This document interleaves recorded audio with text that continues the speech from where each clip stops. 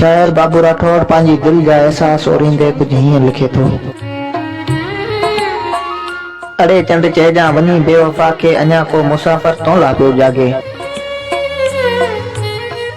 ॾेई प्यार जंहिंखे छॾियो तो रुलाए उहो तुंहिंजो आदि तोखे पियो पुकारे। पिरीं प्यार मुंहिंजो छॾे छो विसारे। अड़े चंड चइजां वञी बेवफा के अञा को मुसाफ़िर तो ला पियो जागे। असां दिल असल खां अवां खे ॾिनी थई, अवां दर्द दोखनि सां ठुकराए छॾी थई। भला कंहिं कननि में हवा ई भरी थई। अड़े चंड चइजां वञी बेवफा के अञा को मुसाफ़िर तो ला पियो जागे।